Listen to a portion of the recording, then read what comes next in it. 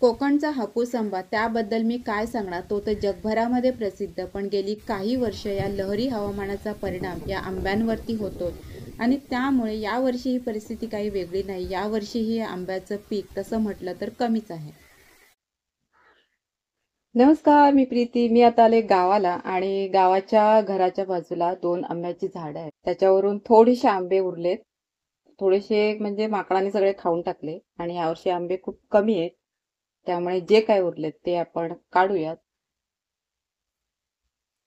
मगाशी सांगितल्याप्रमाणे यावर्षी आंब्याचं पीक खूपच कमी आहे. इथे समोर जो झुपका दिसतोय तेवढेच ह्या पूर्ण आंब्यांवरती हे आंबे आहेत. इथे हे जे थोडेसे आंबे आहेत ते मी आता काढते, कारण की तेही मला मिळणार नाही जर का अजून 2-3 दिवस थांबली तर. कारण की माकडं येतील आणि तेही आंबे खाऊन जातील आणि वर्षभराचा मला एकही आंबा मिळणार नाही. त्यामुळे जो काय हा 15-20 आंबे जे काही इथे समोर दिसतात ते मी सगळे आता काढून घेते. आंबा काढण्यासाठी जी मी ही काठी वापरते त्याला व्ही शेपचा असा काटा आहे. तर त्याच्यामध्ये जे आंब्याचं देठ असतं ना ते आतमध्ये जातं आणि त्यानंतर जो खेचतो आंबा, त्यानंतर तो आंबा ह्या जाळीमध्ये पडतो आणि त्यानंतर आपल्याला तो आंबा मिळतो. ही काठी आता मी आंबा काढायला वरती टाकते.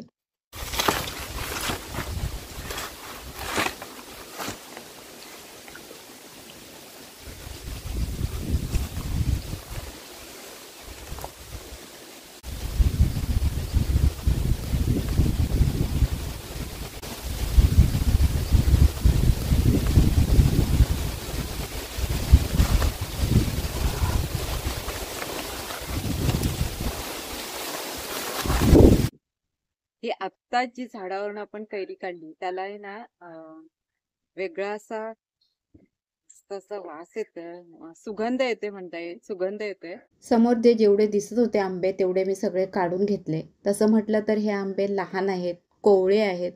त्याची अजून वाढ झाली असती. हे असे कोवळे आंबे काढायला माझ्या खरंच जीवावर येतं. पण नाईलाज आहे, ते काढले नाही तर तेही मिळणार नाहीये. त्यामुळे काढावं लागलं. हे बघा, ही इथे एकदमच छोटी अशी कैरी आहे ती. तर ती त्याची वाढ झाली असती, मोठा आंबा झाला असता आणि पिकवला असता ना तर हे आंबे मस्त असे गोड लागतात, छान लागतात. तर हे आंबे मी काढलेत आता. आता ह्या आंब्याच्या बाजूला बघा हे कसं तरी झाड आहे, ओळखताय का तुम्ही? काय आहे बघा, मी टच करते आणि त्यानंतर त्याची पानं मिटली जाणार. तर हे आहे लाजाळूचं झाड. बाय मी लाजाळू ग लाजाळू.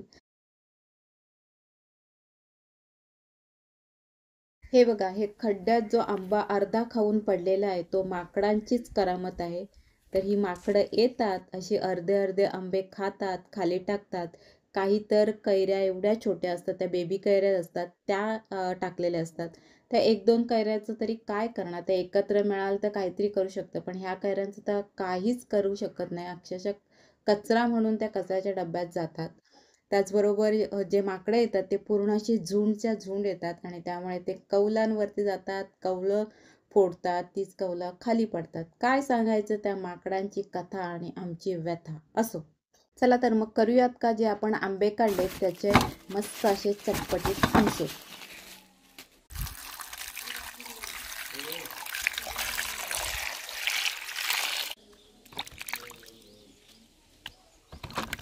ज्या कैऱ्या आपण धुतल्या त्याचं धूळ सगळी निघाली, ती आता कैरे पुसून घ्यायचे स्वच्छ. त्यानंतर एका झाडाखाली, तिथेच झाडाखाली बसले, तिथे छान असा वारा लागत होता. मग ते कैरीवरील पातळ असे जे साल होतं ते मी काढून घेतलं आणि छोटे छोटे पीसमध्ये मी ते कैऱ्या कट करून घेतल्या. कैरी ही चटपटीत असतेच, पण मला हे बनवायचं आहे एकदम चटकदार. त्याच्यासाठी मी थोडे मसाल्यांचा वापर करणार आहे. तर इथे मी थोडीशी घेतली जिरेपूड, चाट मसाला आणि काळी मिरी पूड जी अशी बारीक अशी कुटून घेतलेली आहे आणि काळं मीठचा वापर करणार आहे. त्याचबरोबर सगळं आता आंबट झालं आहे ना, मग आता गोडपणासाठी 2 चमचे मी पिठी साखर घालणार आहे. त्यामुळे हे ज्या कैऱ्या आहेत त्या मस्त अशा चटपटीत होतात. हे सगळे मसाले मिक्स करायचे. पाहिजे असल्यास अजून तिखटपणासाठी लाल मिरची पावडर टाकायची. ही चिमूटभरच मी घातली. सगळं मी कोणतंही प्रमाण नाही आहे. प्रत्येक वेळेला मी ते टेस्ट करत होती, मीठ अजून पाहिजे का मी. तर अशाप्रमाणे ह्या चटपट्या कैऱ्या, मसालेदार कैऱ्या मी आता तयार केल्यात. ते आता मी उन्हामध्ये मी वाळवून घेते.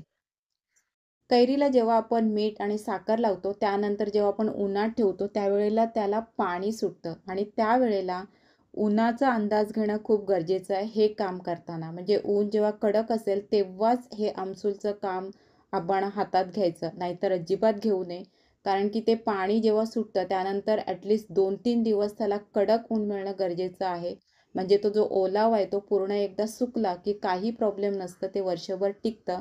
पण जो ओलावा राहिला तर मात्र त्याला लगेच बुरशी येते. वर्षी माझं असंच झालं की मी आमसूल तयार केले आणि त्या दिवशी अचानक पाऊस आला. आजकाल काय हवामान बदल लगेच होतं आणि त्या दिवशी पाऊस आला आणि दुसऱ्या दिवशी पण वातावरण असं दमट होतं. तर मी ते 2 ताटांमध्ये केले होते. तर एका ताटामध्ये ना बुरशी आली. मग मला ते फेकायला लागलं, ते पूर्ण मी फेकलं ते. आणि एका ताटामध्ये थोडंसं असं पातळ-पातळ ठेवलं तर ते त्याला बुरशी वगैरे नव्हतं आलेलं. ते व्यवस्थित होतं. तर मग ते मी काय केलं फ्रिजमध्ये ठेवलं आणि जेव्हा ऊन आलं तेव्हा मी ते काढलं आणि थोडं नॉर्मल टेम्परेचरवर ठेवून नंतर पुन्हा ते उन्हामध्ये हे केलं ठेवलं, सुकवलं. मग ते मला मिळालं. तर असं कधी-कधी आपल्याला स्मार्ट वर्क करावं लागतं, जेव्हा अचानक काहीतरी हवामानामध्ये बदल होतो तेव्हा. हे बघा मगाचपासून जे मी माकड करते, तर माकडांची गँग इथे आलेली आहे. इथे खूप सारी माकडं आहेत. इथे हे 2 माकड आहेत, ते निवांत मस्त बसलेत आहेत.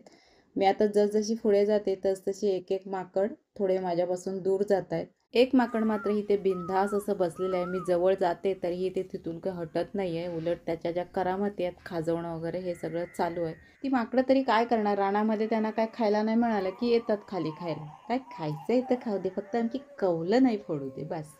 हे बघा इकडे, बघा इकडे, इकडे तर एकदम मोठी गँगच आहे आणि काय खातात बघा मस्त.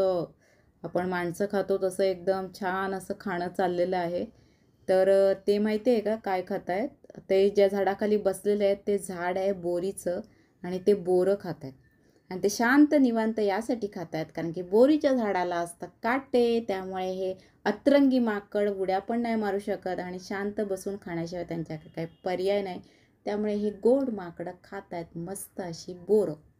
माकडांना पाहता पाहता आपले आमसुली सुकलेले आहेत. सुकलेले म्हणजे त्यातील जो ओलावा असतो तो पूर्ण सुकलेला आहे.